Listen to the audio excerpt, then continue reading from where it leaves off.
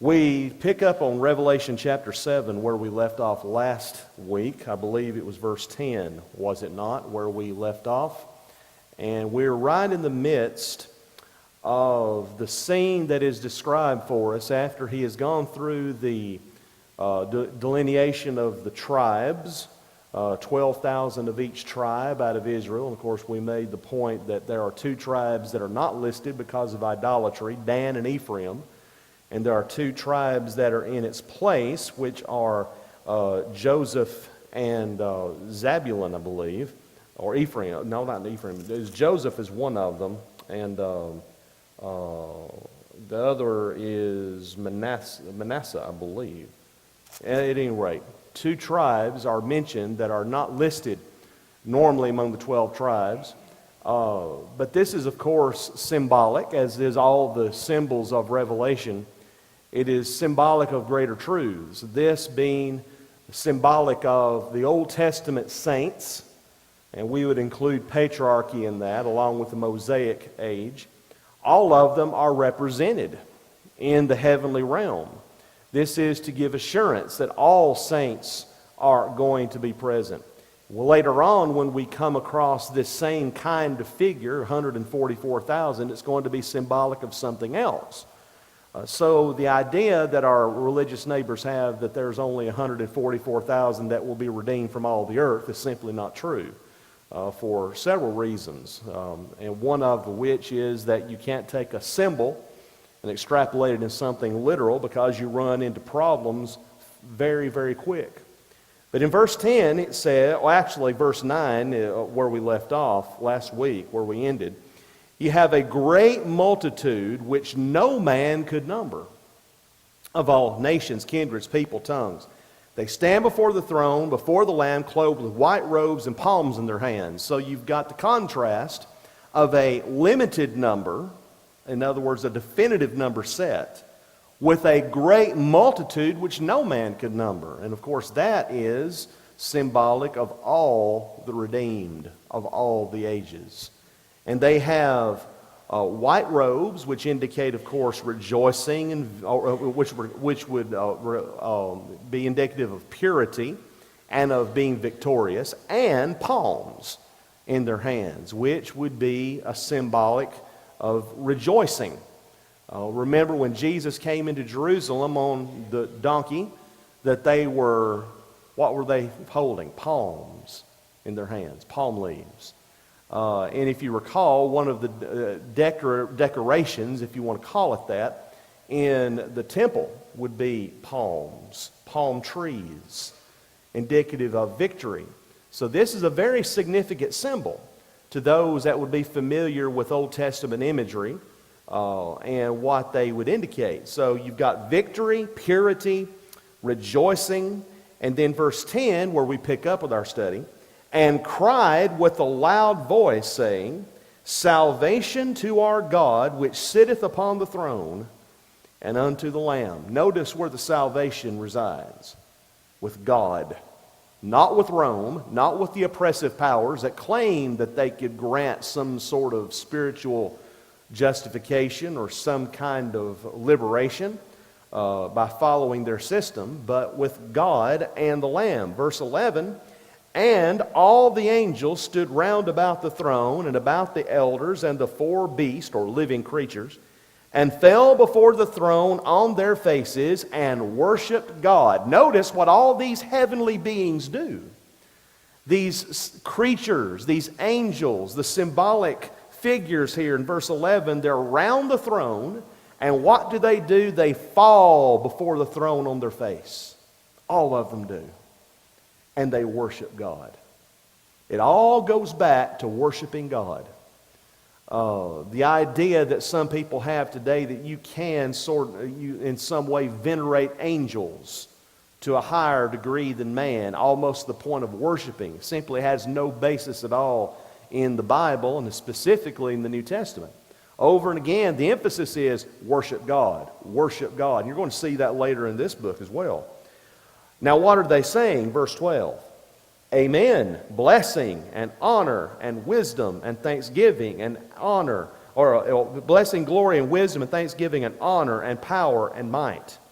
be unto our God forever and ever. Amen. Notice 1, 2, 3, 4, 5, 6, 7 phrases. Notice that number 7, that's not coincidental. The perfect divine number. 7 things attributed to God. What's quite interesting is in the text, the Greek text, in this verse, it's not just blessing and glory and wisdom. No, no. You have the definite article before every one of these. So what are they saying? The blessing, the glory, the wisdom, the thanksgiving, the honor, the power, the might. In other words, no one else has any right to any of this. Only God has right to all of it. It belongs to God. He has the supreme degree of blessing, glory, wisdom, thanksgiving, honor, power, and might. Forever and ever. In other words, it's never ending. All of these belong to Him and Him alone. Now, verse 13. One of the elders answered, saying unto me, what are these which are arrayed in white robes? And whence came they? Well, now this angel knows. He knows the answer to that question. Because look at what John says. And I said unto him, Sir, or my Lord, thou knowest. In other words, you know what it is.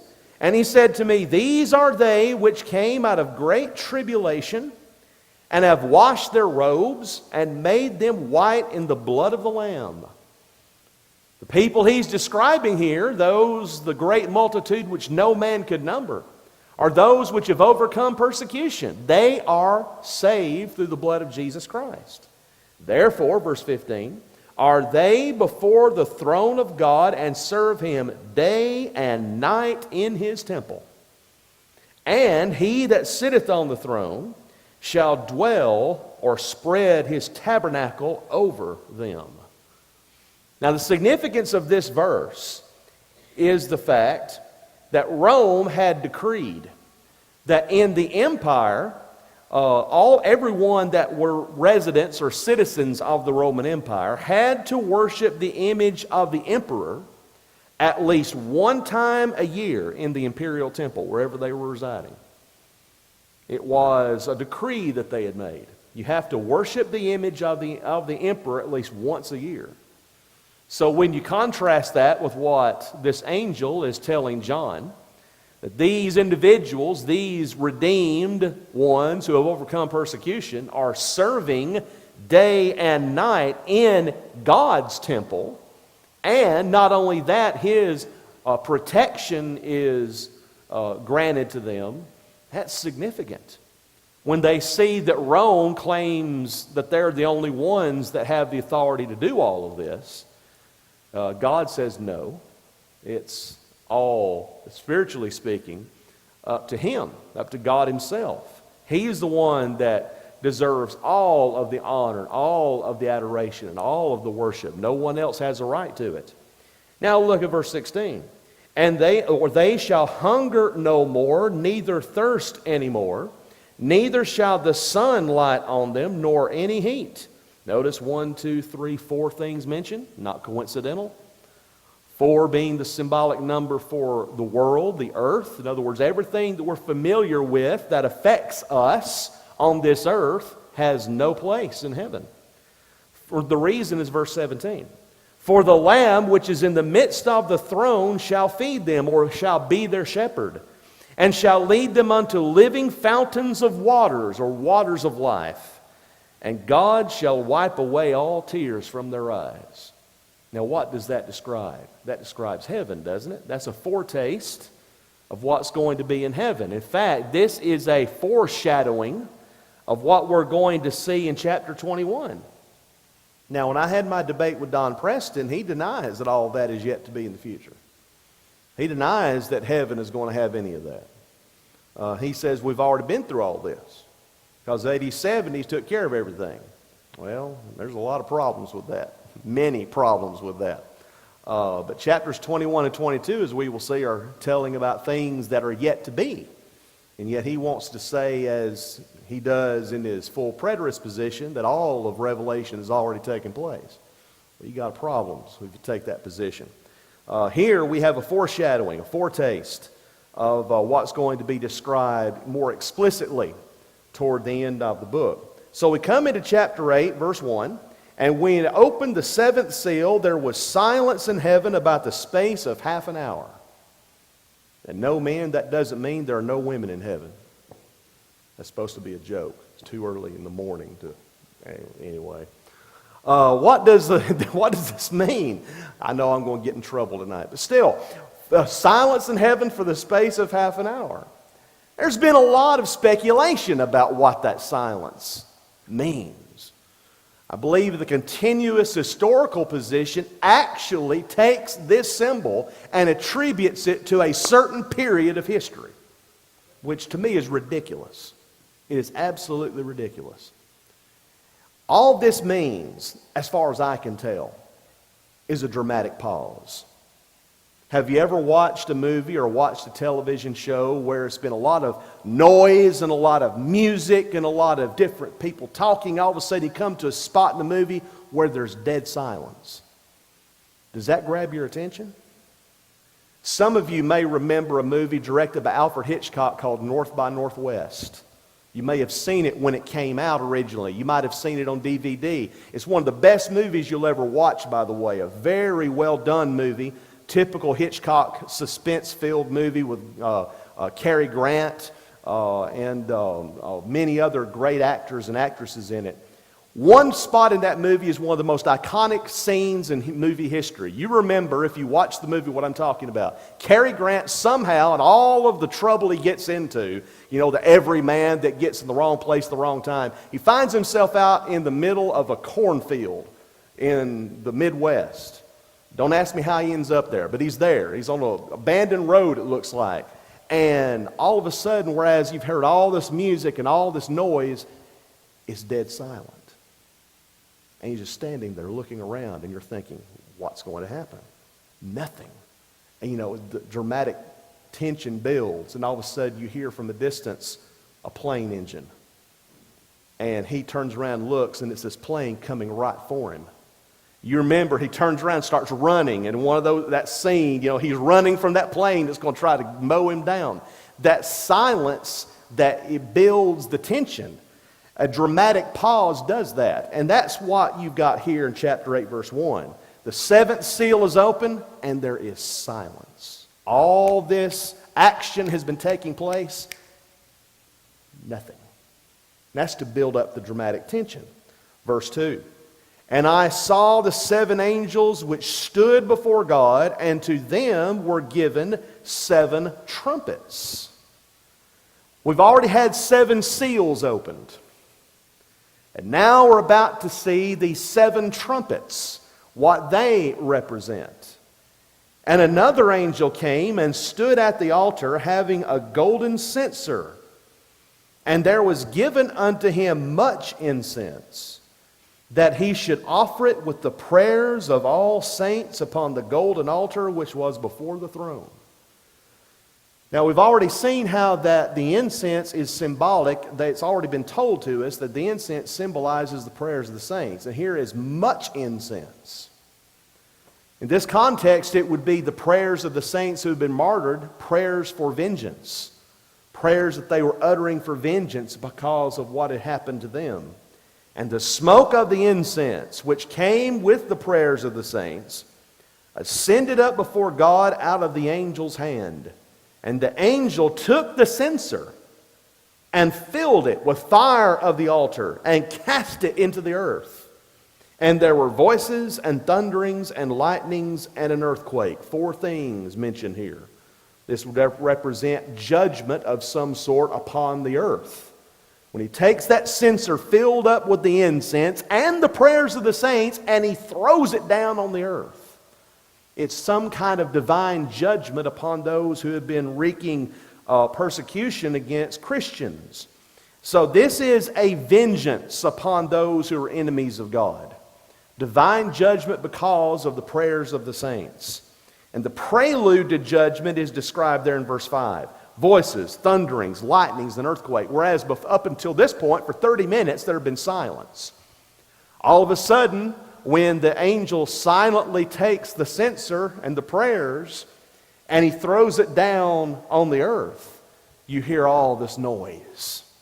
all this dramatic noise beginning to build. It's just like one of those epic action movies, you know. You just picture it in your mind just like a play or a movie that plays out. And this is very appropriate. All this noise, voices, thunderings, lightnings, and earthquake. Verse 6. And the 7 angels which had the 7 trumpets prepared themselves to sound. Or warming up, in other words. If you've ever played trumpet, I've never played trumpet, but if you ever played trumpet, you have to warm up yourself before you blow. Well, you can just imagine these angels in this vision. They're preparing to blow these trumpets. And it says, verse 7, the first angel sounded. And there followed hail and fire mingled with blood, and they were cast upon the earth, and the third part of trees was burnt up, and all green grass was burnt up. Now, what does that represent? Well, these things that are being described here are judgments against the earth, specifically judgments against Rome, but they're not final judgments against Rome. They are partial judgments. These are simply a repetition of what we've already seen represented by the seals. This is a more explicit description in these trumpets that are blown as to the forces that are going to bring down the Roman Empire. Rome is coming down. It's going to be destroyed. How's it going to be accomplished? Well, the first thing that's going to be done is the nature or natural disaster is going to contribute to it. There are all sorts of natural disasters that took place in Rome in the 1st, 2nd, 3rd centuries. Earthquakes, volcanoes, and different things that happened that really weakened the empire at critical points. And this is what I firmly believe that God is describing through the pen of John. This, of course, would be indicative of these disasters that would take place. That would help, of course, destroy it. Verse 8. And the second angel sounded, and as it were a great mountain burning with fire was cast into the sea.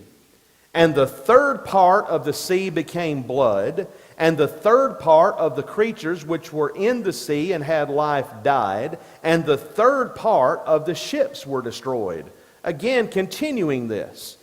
This is indicative of this natural disaster that we're talking about as an agent of Rome's destruction.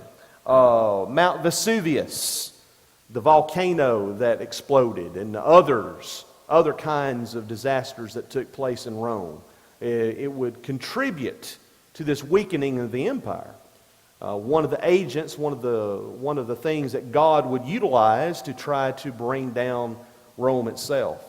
Verse 10, and the third angel sounded, and there fell a great star from heaven, burning as it were a lamp or a torch, and it fell upon the third part of the rivers and upon the fountains of waters. And the name of the star is called Wormwood. And the third part of the waters became wormwood, and many men died of the waters because they were made bitter. Now, this great star that fell from heaven, we don't need to read into it more than what is said. Some would see in this some sort of symbolic representation of Satan falling from heaven, but that's going way beyond, I believe, what the context demands. In context, he's talking about these forces that will bring Rome down, and this is simply one of these celestial images that God uses quite often throughout the Old Testament especially to describe cities and nations and empires that were about to come down. In other words, it's so cosmic in its outlook, in its scope, that it's very appropriate to use this kind of imagery. This star is called wormwood. Wormwood is bitter. In other words, it's bitter. What would happen to those residents of Rome and the government itself would be bitter for them. And of course, it says the third part, as he's already repeated several times, of the waters became wormwood. Many men died of the waters. This is a partial judgment. It's not complete and total and final judgment, but it is a partial judgment against the empire. And the fourth angel sounded, and the third part of the sun was smitten, and the third part of the moon, and the third part of the stars. So as the third part of them was darkened, and the day shone not for a third part of it, and the night likewise. So you've got the earth affected, and you've got the universe, the skies, the stars, the sun itself affected, which would, of course, indicate that this is some sort of a cosmic judgment. In other words, it's judgment that is so grand in its scope that it affects, it seems, the entire universe, the known universe that people reside in. This, of course, is again utilizing imagery that would be familiar to those that would be familiar with the prophets and the Old Testament. Even though it's not direct quotations from the Old Testament, it is utilizing those kinds of images that you see associated with the destruction of cities and empires and nations. So the first four trumpets that have been sounded are woes upon nature, partial judgment against nature. The next two that are going to be sounded are woes upon man. It's upon nature, and now we're going to see woes upon man. In verse 13, it says, I beheld and heard, the King James says, an angel. The American Standard and the Greek text says, an eagle. This is an eagle, not an angel. An eagle, flying through the midst of heaven, saying with a loud voice, Woe, woe, woe to the inhabitants of the earth by reason of the other voices of the trumpet of the three angels which are yet to sound. So this bird of ill omen is flying, and he's talking. Again, that's a symbol. This eagle that's flying through the air is pronouncing woes. He's saying the worst is yet to come. You think it's been bad? You ain't seen nothing yet, to use bad grammar. You hadn't seen anything, what you're about to see in these next three angels which are going to sound. So, before we get into chapter 9, I wonder if you have any comments or questions about anything that we've said, anything that you want cleared up. Yes, sir.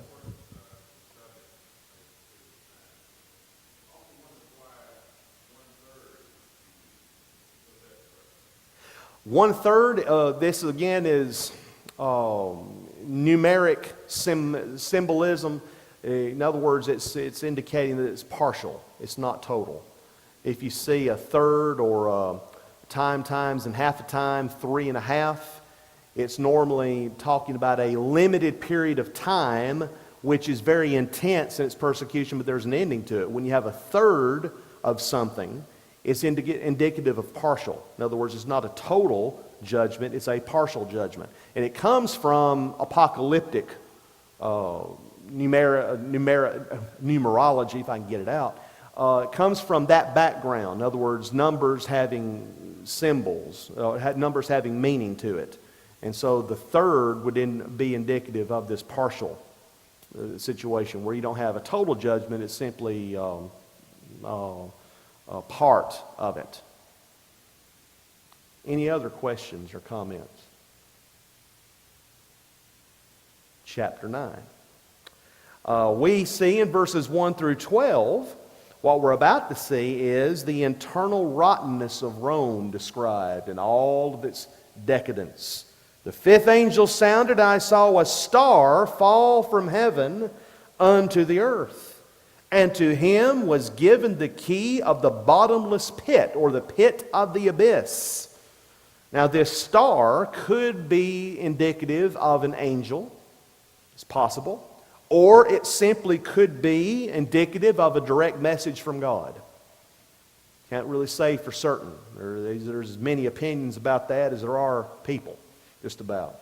Whatever you ascribe to that star, still the point is, he falls from heaven to the earth, and to him, whoever the star represents, was given the key of the bottomless pit, or the pit of the abyss. Now, before we get in verses 2 through 11, we need to make sure that we understand that what we're about to see described is descriptive of the rottenness of the Roman Empire, the internal decadence of the empire itself.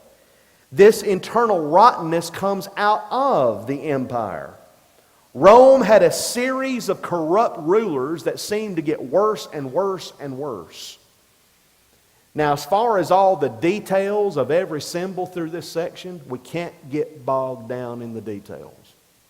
Because once you start trying to see or try to derive the meaning out of every minute symbol, that's when you start losing the big picture. Verses 2 through 11, as far as I'm concerned, my conviction is that it's describing the decadence of the Roman Empire itself. Verse 2, and he opened the bottomless pit, or the abyss, and there arose a smoke out of the pit, as the smoke of a great furnace. And the sun and the air were darkened by reason of the smoke of the pit. You well remember the events of 9/11, I'm sure. That dark, dark day in our nation's history. And I'm sure, like me, you watched with horror as after the towers came crashing down, the smoke that lingered there in New York City for so long afterward. And you saw the videos of those that were caught in the midst of that great ball of fire and smoke. Just amazing how in a bright sunny day like we see now, where there's hardly a cloud in the sky, that smoke, that cloud from those two towers coming down blotted out the sun totally. It's almost as if it was completely night. Well, that's the kind of imagery that God wants us to visualize here. What comes out of the bottomless pit is a great black cloud. Doesn't that symbolize sin? The decay that sin brings upon man. It darkens everything, doesn't it? Darkens everything that it touches. And there came out of the smoke locusts upon the earth. And unto them was given power, as the scorpions of the earth have power. Now you see the problem that you get when you start attributing literal meanings to these symbols.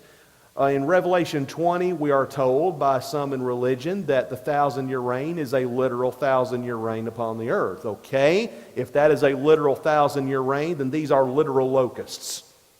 No. This symbolizes something. This symbolizes Russia, China. No, wait a minute now. You can't have it both ways. You're either going to say the 1,000-year reign is symbolic, or you're going to say that, that this is literal. In other words, you can't say one is one and the other one's the other. It's either all literal or it's all symbolic. Now, which is it? Well, the locusts in this context obviously are symbolic. It's not literal locusts. Some people try to say, well, this represents the tanks and the advanced technologies that Russia and China is going to bring when they come into Israel to... No, that's not what he's talking about. No. But if you say the 1,000-year reign is literal of Revelation 20, then you've got to say these are literal locusts that are given literal power, like literal scorpions of the literal earth. If not, why not? Verse 4. And it was commanded them that they should not hurt the grass of the earth, neither any green thing, neither any tree. So in contrast to the last chapter, where you have judgment, partial judgment on the earth, these beings are told not to hurt anything on the earth, but only those men which have not the seal of God in their foreheads. So in other words, all of those people who deny God and Christ, all those people who are wicked, those are going to be the ones who are affected by this. And to them, that is these locusts, it was given that they should not kill them, but they should be tormented 5 months. Now what does that indicate? 5 months. Well, that's just about the lifespan of a locust. About 5 months at most. So what is this indicative of? It's simply that this is a limited torment. Whatever these locusts represent, they are limited in how long they can affect all these ungodly people. And their torment was as the torment of a scorpion when he striketh a man. I hope you've never been stung by a scorpion. Now, down here in Alabama, in some parts of our state, we see scorpions, don't we? Not big scorpions like you see out west, but there are scorpions in this state. And if you're ever stung by a scorpion, it's not fun. I've never been stung by one, hope I never am. But it does have an effect on you. And this is simply, again, indicating that there's some sort of torment, torture, that these ungodly people are going to be going through. And in those days, when this is happening, shall men seek death and shall not find it, and shall desire to die, and death shall flee from them. This would possibly represent or express the slavery that sin exerts over man. They're in constant torment, constant agony, but they don't see any way out of it. They don't want to escape their sin, so they're not escaping the torment that goes along with it. This is simply in this internal rottenness or decadence. And the shapes of the locusts were like unto horses. These are not everyday locusts now. You've seen locusts when locust swarms come in the southeast. You've seen all those black, ugly locusts. These are not those kind of locusts. These locusts were like unto horses prepared unto battle. That's a big locust, isn't it? You ever seen a locust that big? I've never seen one that big. And on their heads were, as it were, crowns like gold. And their faces were as the faces of men. So they've got crowns. This would indicate victory or authority of some sort. The faces of men on these locusts would indicate they have intelligence. And they had hair as the hair of women, and their teeth were as the teeth of lions. Have you ever seen any locust, even a first cousin to this? Of course not. This is something out of a sci-fi movie, isn't it? This is something out of a great action movie. But it's in this vision. So this is where our religious neighbors get the idea that these represent tanks and armored vehicles. Because this can't be just any locust. Well, now, wait a minute. If this is symbolic, then Revelation 20, the 1,000-year reign is symbolic. No, that's literal. Okay, you're wanting to have it both ways. It's either one or the other. Well, this, of course, is symbolic. We know that it is. This hair of women possibly is connected with the attraction that Satan sometimes gives off. 1 Corinthians 11, his angels are transformed into angels of light. In other words, they don't come to you with the pitchfork and the pointy tail and all of that, as you see described, when Red Devil Lycan and all that. They come perfectly coiffed, smooth tongue, very pleasing to the eye. That's the idea here. Their teeth were as the teeth of lions, and they had breastplates, as it were breastplates of iron. In other words, they're strong. And the sound of their wings was as the sound of chariots, of many horses running to battle. And they had tails like unto scorpions. And there were stings in their tails, and their power was to hurt men 5 months. So whatever this represents, of course, the fact that these individuals, these unrighteous individuals, are going to be tormented. Tormented for a period of time, a limited period of time. And they had a king over them, which is the angel of the bottomless pit, whose name in the Hebrew tongue is Abaddon, but in the Greek tongue hath his name Apollyon. That's an interesting name, Apollyon. Apollyon means destroyer. Destroyer. This king, this ruler over these locusts is a destroyer. That word, though, Apollyon, is interesting because Domitian, when he ascended to the throne by deception and by murder, I firmly believe, I think he had his brother murdered to get him out of the way so he could ascend to the throne. Domitian claimed to be divine, claimed it to himself. The first sitting Caesar that claimed to be deity. He claimed Dominus et Deus, Lord and God, to himself. Didn't wait for the imperial senate to do it later on. He wanted to do it now. He thought of himself that highly. And he also claimed that he was divine by being an incarnation of the god Apollo. Apollo. Notice the name given to this king. His name is Apollyon. I don't think that's coincidental. I don't think that is coincidental at all.